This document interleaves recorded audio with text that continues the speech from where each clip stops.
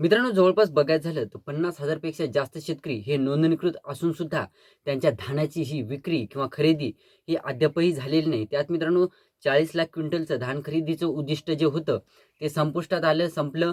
त्यानंतर मित्रांनो बरेच शेतकरी नोंदणीकृत असून सुद्धा त्यांचं धान खरेदी केंद्राच्या बाहेर हे पडून आहे. मग मित्रांनो, जवळपास मार्केटिंग फेडरेशनतर्फे जवळपास 10 लाख क्विंटल धान खरेदीचे उद्दिष्ट वाढवून देण्याची मागणी करण्यात आलेली आहे. तर त्याविषयीची सविस्तर माहिती आपण आजच्या व्हिडिओमध्ये क्लिअर करण्याचा प्रयत्न करणार आहोत. तत्पूर्वी जर चॅनलवर नवीन असाल तर चॅनलला सबस्क्राईब करा आणि समोरील जे बेल आयकॉन बटन आहे ते दाबायला विसरू नका. तर नमस्कार मित्रांनो, मी राजचरित्र स्वागत आहे कृषी मंडी चॅनलमध्ये. मित्रांनो, आपण कालच एका व्हिडिओच्या माध्यमातून बघितलं की धान चुकाऱ्यासाठी 218 कोटी रुपये मंजूर करण्यात आलेले आहे आणि धान चुकारे हे वाटपालाच देखील दुसऱ्या टप्प्यातील जे धान चुकारे आहेत ते वाटपाला देखील मंजुरी देण्यात आलेली आहे. त्यात मित्रांनो त्यामध्ये सुद्धा जवळपास अजून 82 कोटी रुपये अजूनही जे तिसऱ्या टप्प्यातील शेतकरी आहेत त्या शेतकऱ्यांसाठी पेंडिंग आहेत.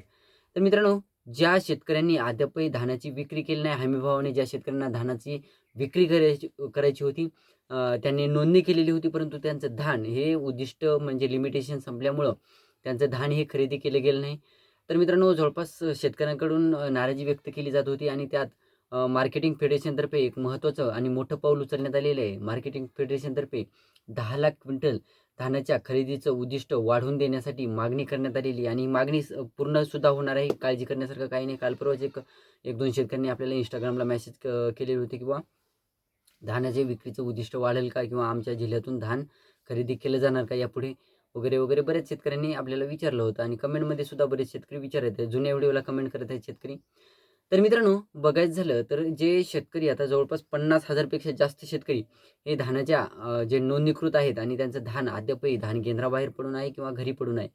तर मित्रांनो, जवळपास जे शेतकरी आता या धानाच्या प्रतीक्षेत आहेत आणि जे शेतकरी हे धान विक्री केलेली आहे त्यांना धानाच्या चुकाऱ्यासाठी दुसऱ्या टप्प्यामध्ये मंजुरी देण्यात आलेली आहे. आता तुम्ही देखील गोंदिया जिल्ह्यातून असाल किंवा भंडारा जिल्ह्यातून असाल तर तुमचं देखील धान अद्यापही धान केंद्राबाहेर किंवा घरी पडून आहे आणि नोंदणीकृत असून सुद्धा हमीभावाने तुम्हाला धानाची खरेदी केलेली नाही किंवा विक्री केलेली नाही, ते सुद्धा कमेंट करून सांगा. कारण मित्रांनो, जर तुम्हाला आता या 10 लाख क्विंटलची जर मर्यादा वाढून नाही भेटली तर तुम्हाला हमीभावाने धान विक्री करता येणार नाही आणि तुम्हाला एक म्हणजे आपण जे बघतो ते प्रायव्हेटली जे तुम्हाला धानाची विक्री जे नको त्या भावामध्ये विक्री कर. आता बघायचं झालं तर हमीभावापेक्षा इकडे जे बाकी दुकानदार असतात ते जवळपास 400-500 म्हणा किंवा 1000च्या डाऊनच म्हणजे कमी प्रमाणातच खरेदी करतात.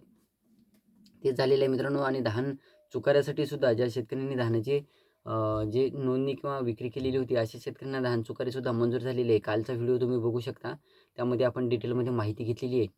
तर 10 लाख क्विंटलची ही मर्यादा या आठवड्यामध्ये मागणी जी करण्यात आलेली आहे ती या आठवड्यामध्ये पूर्ण होणार असल्याची देखील माहिती विभागाने दिलेली आहे.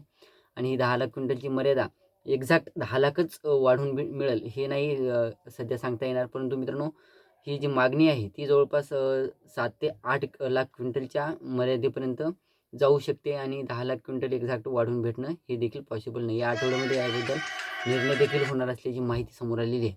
तर ही होती छोटीशी माहिती धानच्या उद्दिष्टाबद्दल. व्हिडिओ आवडला असेल तर लाईक करा, चॅनलला सबस्क्राईब करा आणि ज्या शेतकऱ्यांपर्यंत पोहोचवण्याचा प्रयत्न करा. धन्यवाद.